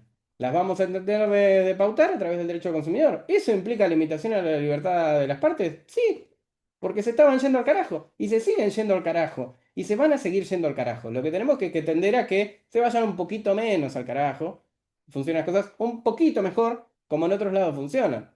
Pero también es mucho de práctica. Yo por eso les quería, si llegamos a decir algunas cosas meditativas que no vamos a llegar, porque en otros países, por ejemplo en la Comunidad Europea, que tiene estándares legales bastante más flexibles, con lógicas muchísimo más flexibles, sin embargo tienen un enforcement, como le dicen ellos, o un ejercicio práctico tanto más eficiente que los estándares son mucho mejores. Acá lo que tenemos son normas que están buenísimas, pero el estándar de ejecución de esas normas es paupérrimo. Entonces tampoco. Pero bueno, teóricamente acá no hay discusión. Le voy a dar otro ejemplo para terminar y me quedo un poco más con esto porque es lo central que tienen que tener fresco de la materia en este punto. El otro ejemplo muy común es demostrar el uso correcto de la cosa adquirida. Fíjense, cualquier caso de garantía, ¿qué es lo que nos van a decir de la otra parte? La típica, este teléfono está mojado. ¿Y cómo te pruebo yo que no está mojado? ¿Y vos qué garantía me diste cuando lo tomaste? ¿Y qué análisis hiciste? ¿Y cómo sé que no lo mojaste vos? Bueno, venía a acreditar vos que no lo mojaste. La cantidad de multa que hemos puesto por eso. Porque no cumplen absolutamente ningún estándar de cuando recibo el producto hago una certificación. Te lo informan por una foto con suerte. Te mandan fotos de cosas que no son las que son. Cualquier cosa. Pero esa, que es cochino y que lo conocemos cualquiera, es una inversión de una carga de la prueba. Me están poniendo en una situación en la que yo no voy a poder probar. Pero en realidad me tienen que probar ellos que el producto está usado por fuera del marco de la garantía. No tengo que salir yo a dar prueba de nada. El otro caso que les decía, y se los voy a decir porque es un tema que para analizar la casuística y el fondo es interesante, es el 8 bis. El 8 bis habla de prácticas, que no las vamos a dar prácticas, es mucho todo este tema, de las prácticas abusivas, que son similares, pero nada, no voy a profundizar. Pero está titulado prácticas abusivas. A mí no me preocupa acá lo de la práctica abusiva, pero sí les quiero decir, el 8 bis establece que está prohibida la discriminación de precios extranjeros. La discriminación de precio no es una práctica necesariamente. Hoy lo hablamos con Dante también, porque este artículo está pensado muy por algo de Calle Florida de los 90, que es que ponían los carteles y ponían un número, pero no le ponían la moneda. Entonces, si vos entrabas hablando gracioso, esos 500 eran $500, pero si entraba un argentino eran 500 pesos. Eso es una práctica, sí, porque no hay nada que diga, pero no es la única situación en la que se da esto. Esto tranquilamente puede darse como una cláusula contractual. De hecho, yo tengo una demanda contra una universidad por cobro diferenciado extranjero, donde todo el contrato dice, si sos extranjero, vos pagás $5.000 por mes, y si sos argentino, pagás 20.000 pesos.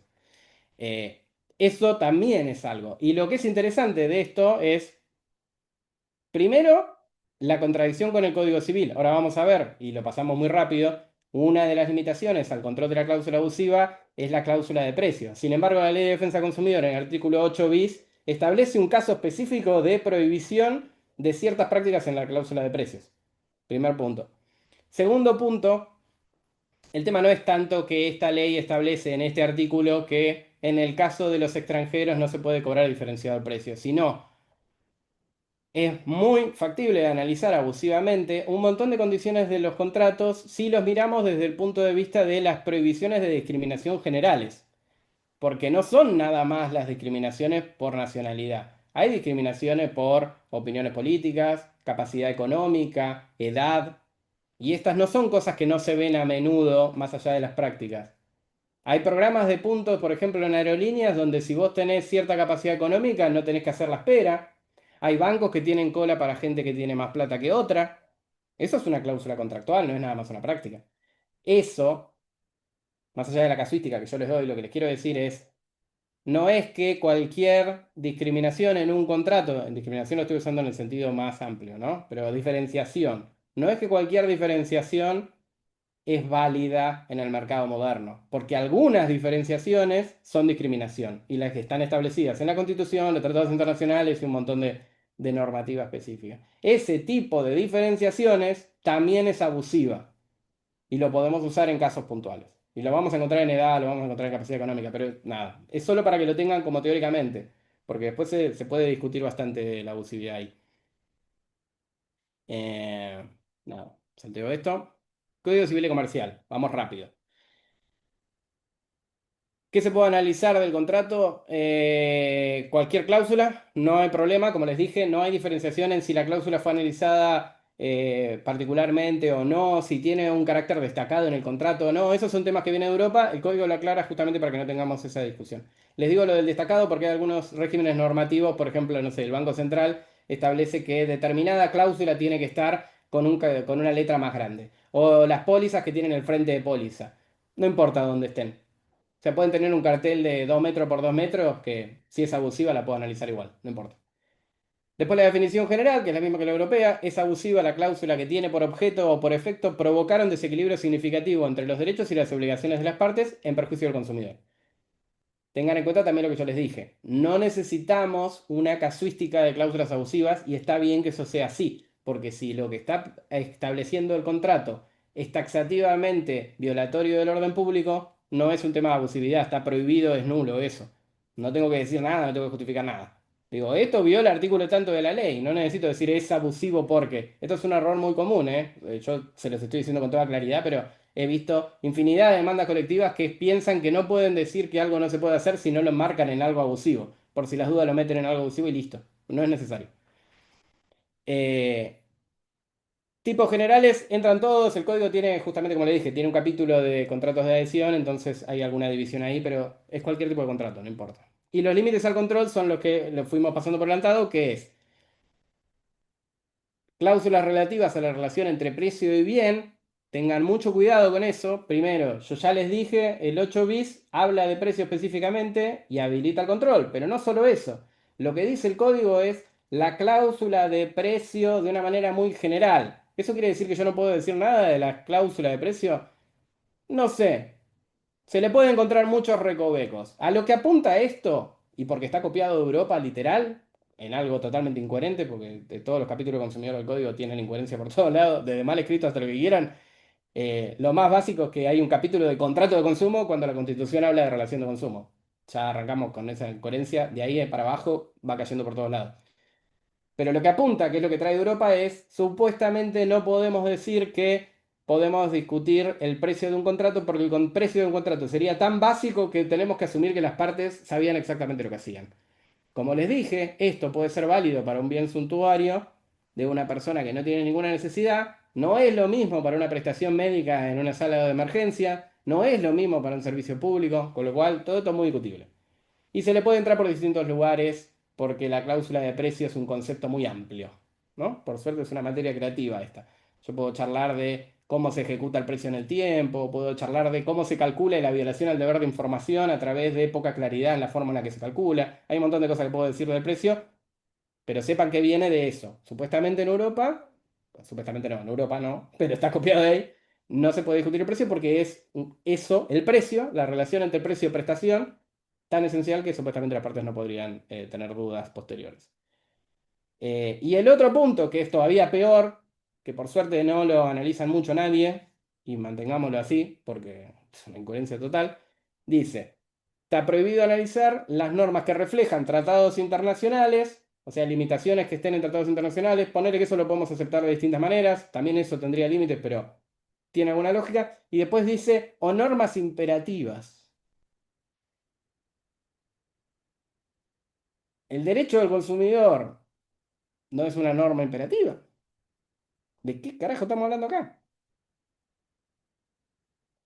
Nada, no voy a ampliar demasiado. Por suerte nadie se preocupa mucho por esta limitación. De última, la de precio sí. Sepan que esto está pensado por dos cosas muy concretas y yo le voy a dar el ejemplo y sigo de largo.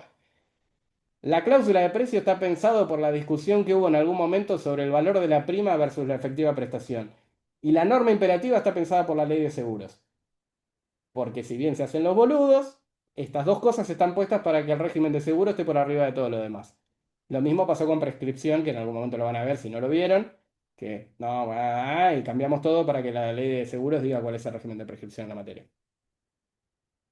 Olvídense de estos dos puntos, el más que les pueden llegar a decir algo si hacen un planteo es el de precio, sepan que tiene ese límite. Y el control judicial lo fuimos pasando, el juez puede integrar el contrato, no hay mucho límite. Una vez que considera que efectivamente hay una violación, puede entrar. Me quedan 6 minutos. Vamos a ver catálogos específicos de normas para que vean ejemplos y si quieren pensar algún ejemplo concreto para ver cómo lo marcamos, lo marcamos.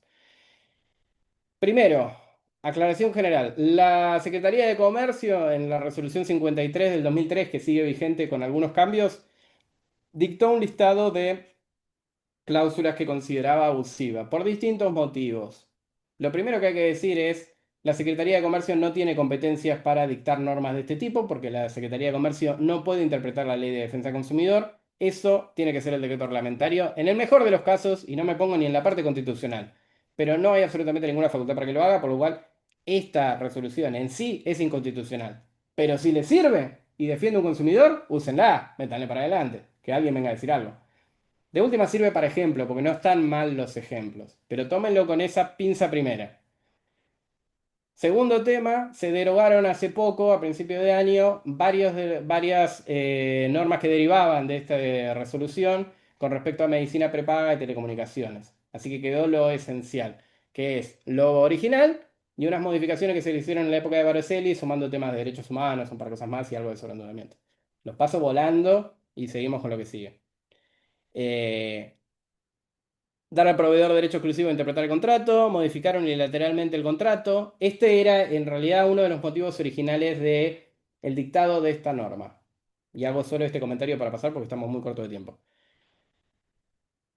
Esto cuando se hizo, como pasa mucho con el derecho del consumidor, se hacen cosas que suenan a que son para defender al consumidor, pero en realidad lo que buscan es, a través de la reglamentación, acotar los derechos del consumidor. En su momento, cuando se sacó esta resolución que decía un montón de cosas lindas, una de las cosas que hacía era decir cómo se podía hacer para modificar un contrato de tracto sucesivo. Esto que hoy en día estamos todos acostumbrados, porque nosotros pensamos, si es un contrato que dura por siempre, evidentemente el proveedor lo tiene que poder cambiar. Bueno, evidentemente no. Porque recuerden que el código de Vélez, ¿qué decía? Las partes se sientan en un banquito en la plaza un día soleado, charlan 2 o 3 horas, se ponen de acuerdo y lo que dicen es ley. Entonces, ¿puede el proveedor modificar el contrato? No, si al proveedor no le gusta, más vale que haya puesto una cláusula de rescisión y si no, se tiene que sentar conmigo a negociar de vuelta y damos de baja el contrato. Eso, en algún momento, obviamente a las empresas les empezó a quedar cómodo. Si ustedes tienen memoria histórica, los que son un poco más grandes, yo no soy tan grande todavía, pero ya estoy grande, tengo 40 y pico de años. Yo me acuerdo cuando los planes de telefonía celular eran libres. Los minutos eran todos y se vendieron un montón de esos planes.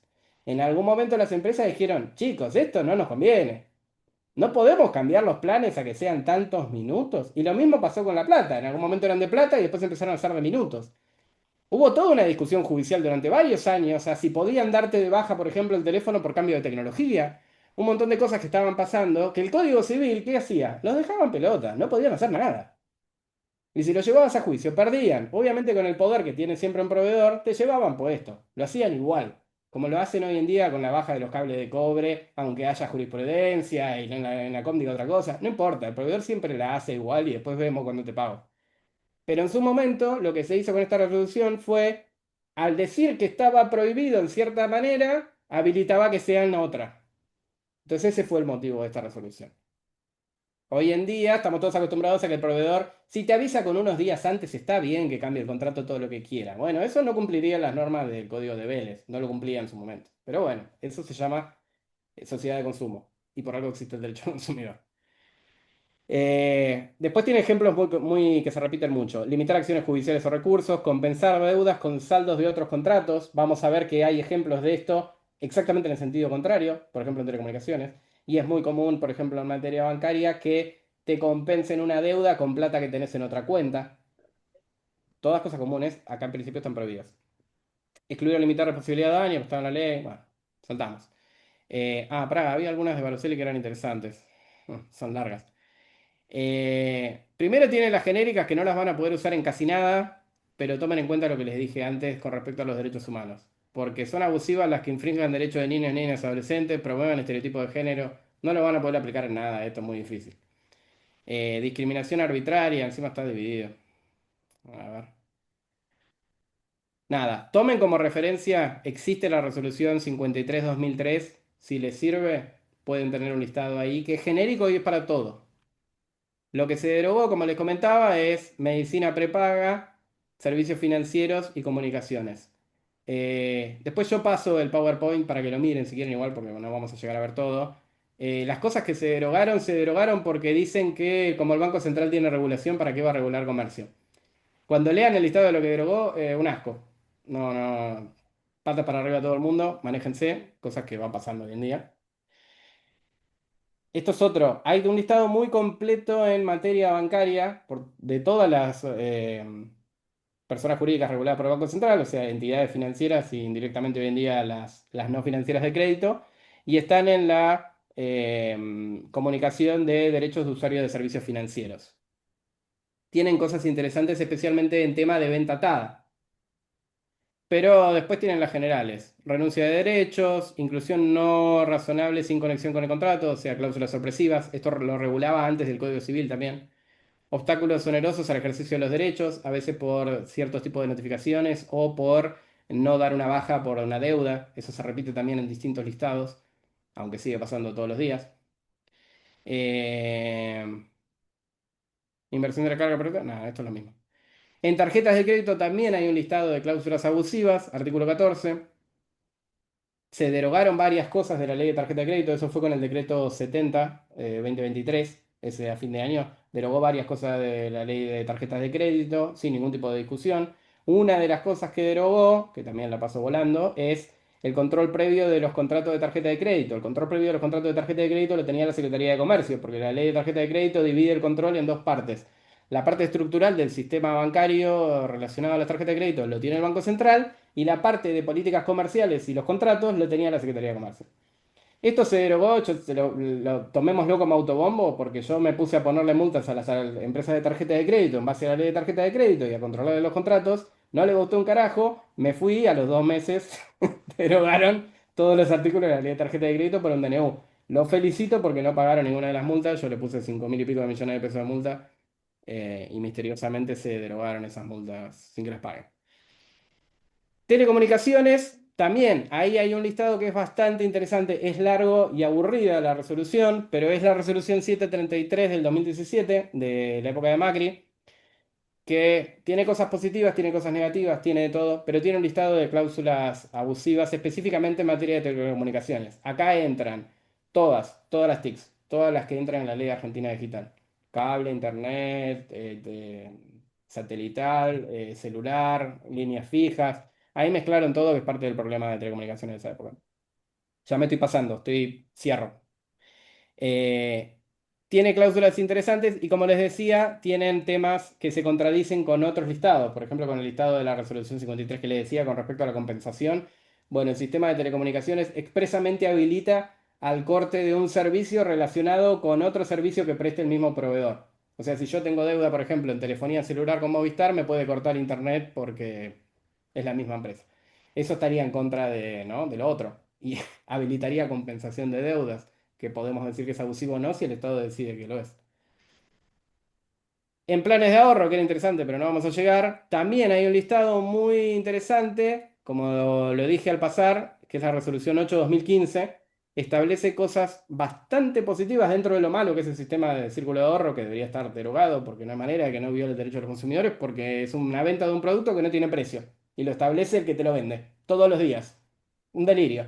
Pero más allá de eso, en lo que es las estipulaciones contractuales, el listado teórico de la resolución está muy bien y cubre casi todos los problemas. De hecho, los problemas más comunes que los paso volando son dos tipos de notificación, donde está omisión de notificación fehaciente a la hora de elegir el cambio de bien o informar la devolución de fondos. Esto, tan pago, notificación fehaciente, es el 99% de las demandas ganadas contra Círculo de Ahorro, porque jamás notifican fehacientemente porque les sale mucha plata. Quieren notificar por carta simple, mail, lo que les quede cómodo, si te enterás bien y si no, mala leche. Pero está muy claro. El problema, como dijimos también al pasar, está muy claro en la resolución. En la práctica, la propia IGJ no controla nada de lo que estaba poniendo acá como que no se tiene que hacer y no lo controla después tampoco. A su favor, yo hablé con la IGJ varias veces, de hecho, en el marco de sacar una resolución para defender de las medidas contrarias que se caían, el monto máximo de multa que tiene hoy en día vigente la IGJ son 5.000 pesos. O sea que si un sistema de círculo de ahorro hace la peor cagada, son 5.000 pesos. Y si hace la más liviana, le pueden poner 500 pesos. No sé. De hecho, me contaba el encargado de legales de la parte sumarial que tienen chicos que van de las empresas con la tarjeta de débito y pagan decenas de multas y ya les dejan la tarjeta de débito y van y pagan todas las multas y listo, porque les sale más caro que impugnar. Les debe salir más caro que imprimir la demanda a esta altura. Así que directamente van y pagan las multitas que de vez en cuando sacan y listo. Con lo cual no tiene ejecutabilidad, pero bueno, teóricamente sirve y para juicio sirve.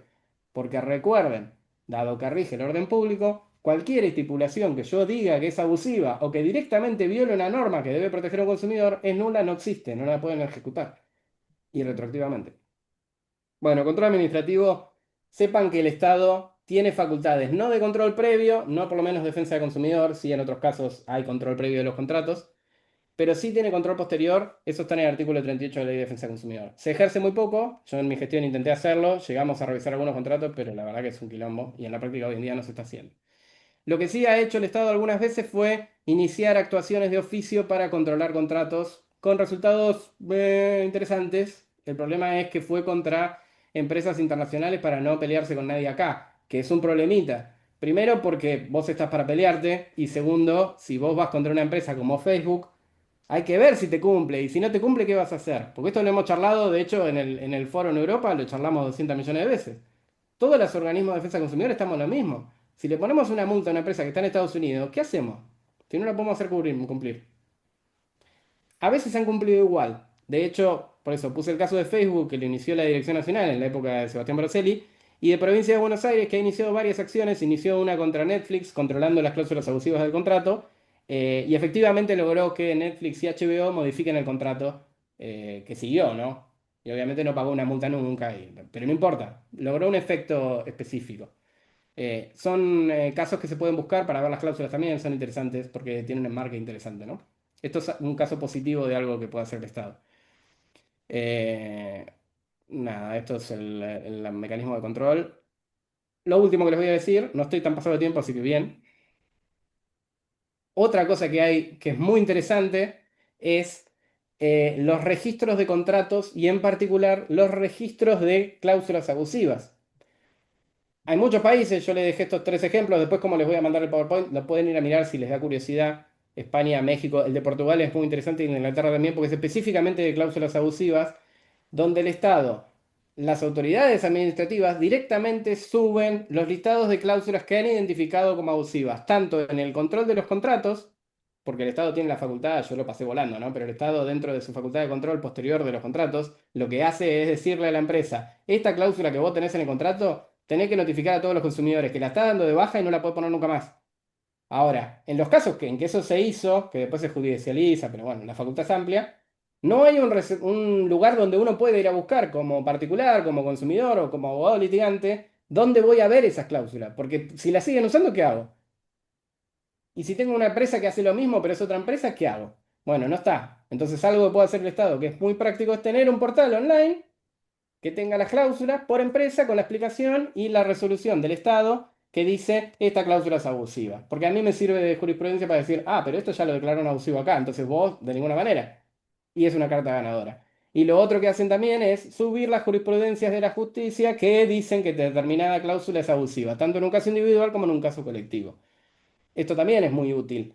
Y que sea judicial no quita nada, que lo haga el Ejecutivo o el Administrativo, da lo mismo. O sea, cualquier parte del Estado que declare una cláusula abusiva nos puede servir, porque no es vinculante, pero sí nos sirve para litigar. Eh, Nada, esto es muy largo, pero sepan que hay un código de defensa del consumidor donde estructuramos bastante completo cómo son las cláusulas abusivas y un listado detallado general y un listado detallado particular aplicable a todos los ámbitos de la relación de consumo, ¿no? Y nada, los desafíos, para cerrar, primero tengan siempre esto muy claro. El sistema tiene como cabeza en Argentina el orden público. Esto quiere decir que el Estado pone coto a lo que las partes puedan decidir. Nada puede quedar por abajo de eso. Por arriba, ponele, es una discusión, pero vamos a asumir que sí para que sea más fácil. Entonces, si efectivamente la ley dice cómo se tiene que hacer algo, o efectivamente dice, y yo lo puedo aplicar directamente a mi contrato puntual, ¿qué es lo que no se puede hacer? Eso es nulo. Yo no tengo que decir que es abusivo. Es nulo, no existe, no puede tener ningún tipo de consecuencias, no lo puedo convalidar yo, no lo puedo aceptar en juicio, no lo puede aceptar el juez tampoco. No, no existe. Lo que pasa es que tenemos un montón de situaciones donde es gris esto, no sabemos. Como yo les dije, hay inversión de la carga de la prueba si yo tengo que acreditar que no fui yo el que hizo ok en el contrato. No lo sé, es rediscutible. Ahí entran las cláusulas abusivas. Entonces, tenemos un marco general que el Estado dice, fíjense que si te vas mucho para allá, te fuiste. Y si te quedas por acá, te fuiste. En el medio, discutamos. Y ahí entran las cláusulas abusivas. Además de esos criterios generales, que son los que tenemos en la 24240 y se repiten casi iguales, yo los pasé muy rápido, pero se repiten casi iguales en el código, eh, tenemos los listados específicos. Los listados específicos lo que nos dicen es, dentro de un marco específico, esto es un poquito menos amplio que lo que dice la Ley de Defensa del Consumidor. Yo te digo que, por ejemplo, en el contrato de tarjeta de crédito te tienen que entregar copia, que eso lo derogaron porque era mucho decir que tenían que entregar copia del contrato. Bueno, lo derogaron. Pero a lo que voy es, los listados particulares lo que dan es ejemplos muy concretos de cuándo podría haber una abusividad. También dentro de un margen de acción, no es lo que específicamente yo puedo aplicar en mi caso. Porque si lo puedo aplicar, es orden público. Entonces eso es lo primero. Y esto nos requiere alguna gimnasia, porque yo, como yo les pasé también, lo que nos juega en contra del análisis de la abusividad de una cláusula es el sentido común. Es lo que pasa siempre, es lo que parece razonable. Porque lo que nos dice el derecho y lo que parece razonable para las empresas a veces es muy distinto. Entonces toma un tiempo de ponerse en la cabeza, acá me están invirtiendo la carga de la prueba. Esto suena que es razonable porque parecería que yo tendría que hacerme cargo, pero no. Es ese trabajo. Hay que hacerlo. Yo sé que cuesta, pero bueno, con el tiempo va saliendo. Por eso les digo, usen también los listados sectoriales, porque los listados sectoriales lo que tienen es, como son más acotados y dan ejemplos más concretos, es más fácil detectarlo. Pero con los años, si lo van usando, enseguida se van dando cuenta de que se pueden desarmar las verdades que nos presentan. Lo otro es, resuelve en muchísimos casos los planteos de cláusulas abusivas. No hay que dejar de hacerlos, porque la mayoría de los contratos se pueden dar vuelta. También, como les dije al principio, dado que esto viene desde el orden público, acá no estamos compensando la voluntad de nadie, no lo estamos intentando buscar que tenga más información nadie, lo que estamos buscando es si se viola el estándar protectorio legal de Argentina o no.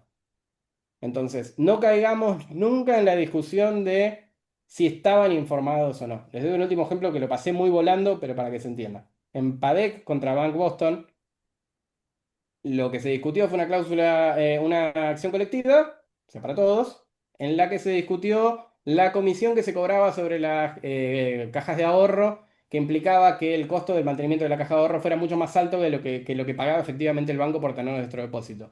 Algo que antes no era así, pero con los años nos fuimos acostumbrando, que parece que tener plata dejada en el banco eh, es un problema para el banco. Hoy en día cambió igual, por suerte, eso. Variaron tanto las tasas que hoy en día están pagando, es positivo. Pero durante muchísimos años no era así. Lo que dijo el banco fue, ponele que esto sea abusivo, ponele. La verdad que lo vengo cobrando hace 10 años y no se me quejó ningún consumidor. De hecho, cambié el contrato 10 veces y les notifiqué el cambio de las condiciones 10 veces y ningún consumidor dijo nada y tuvo la oportunidad de decirlo.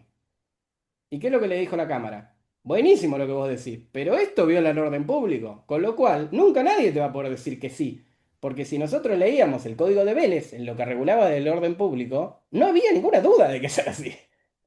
Nunca se puede hacer nada con respecto al orden público. Nadie puede convalidar algo que está prohibido en una norma de orden público.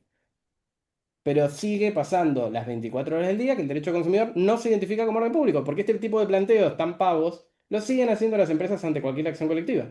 Te dicen, no, los consumidores firmaron el contrato, ¿eh? Bueno, pero no importa. No importa. Tan simple como eso. Ese es el otro desafío. Y el último desafío que yo les decía es, el Estado tiene que tener control sobre los contratos. Podemos aceptar, por la lógica del mercado moderno, que los contratos se controlen con posterioridad a la salida al público general y a los eventuales daños o violaciones de la normativa que el propio Estado dictó pudieran generar. Lo que pasa es que igual tiene que haber los controles posteriores. Alguien tiene que mirar los contratos. No puede ser que tengan que salir las asociaciones de defensa del consumidor o ustedes como abogados a defender en un caso puntual, porque es David contra Goliat todos los días. El Estado tiene que controlar eso. Y dentro de controlar, en el buen sentido, porque si dictamos leyes, hay que hacerlas cumplir. Esto pasa en cualquier país del mundo. No estoy hablando de un sistema comunista. En Estados Unidos, si sacan la ley, la cumplen. Si no, no sacan la ley. Cosa con la que yo también estoy de acuerdo. Si vas a sacar leyes que no vas a cumplir, no las saques. Pero si las sacamos, hagámosla cumplir. Porque si no cambiamos la ley, entramos en una lógica de, bueno, está, pero no la cumplimos. No. Entonces, el Estado tiene que controlar los contratos. Dentro de ese trabajo de controlar los contratos, una excelente práctica es que suba la información para que todos podamos acceder, porque si todos los que defendemos consumidores tenemos mejor información, es más fácil que se multiplique ese efecto de información clara y menos discusión con respecto a si una cláusula es abusiva o no, porque ya se resolvió en otro caso. ¿Para qué le vamos a dar tanta vuelta? ¿Qué es lo que pasa hoy en día? Cada uno de nosotros piensa que descubrió la pólvora, pero en cualquier lado del país todos los días se descubrió la misma pólvora 10 veces y cada uno la viene planteando de vuelta y eso toma mucho trabajo. Y además, solo para cerrar, recuerden que esto es el derecho al consumidor, o sea, somos 1000 hormiguitas contra uno grande. El que pone la cláusula, que sabe que es nula, no es ningún boludo, no la puso sin querer. Lo que pasa es que si va litigando contra 1000 hormiguitas, igual gana. Entonces, el trabajo es hacer un análisis sistemático y enfocar las cosas de una manera colectiva, porque ahí es donde cambia eso. Por eso sirven los daños punitivos y un montón de otras cosas, y por eso es necesario el límite legal del orden público, porque si no, todo el tiempo alguien aceptaría algo. ¿Dudas o cosas? Estoy pasado de tiempo, me pasé 15 minutos, perdón. Me podías haber censurado, yo dije. Muchas gracias, Alejandro. No, que justo quería dejar que termines, porque era muy completa toda la información y te comprometemos a compartir este material y todo lo que creas conveniente. Y bueno, excelente tu clase, muy concreta, con datos muy concretos como siempre. Gracias. Muchísimas gracias. Muchas gracias, Alejandro. Genial. Como siempre, la clase, bueno, abarcó muchos temas. Quedaría por lo menos una hora más, pero bueno, hoy justo tenemos dos grandes, así que vamos a tener que aprovecharla a full al tiempo. Aparte, se viene otro tema también de mucho interés actual, el tema de inteligencia artificial, sin dudas, mueve un montón. Pero bueno, esto de cláusulas abusivas abarca un espectro gigantesco dentro del derecho del consumidor, es transversal. Así que ya hemos visto, por ejemplo, el tema de autoplanes. Tuvimos una clase específica de ese tema, se analizaron cláusulas concretas. Hoy creo que con este panorama se van con una idea muy clara de cómo indagar y eventualmente cómo litigar en relación a esta problemática. Bueno, muchas gracias, Alejandro, y como siempre esperamos volver a contar y a lo mejor armamos algún evento especial, podríamos armar sobre el tema cláusulas abusivas. Sabemos si lo coordinamos con Victoria y los demás de la sala. Muchísimas gracias. Vamos a pausar la grabación.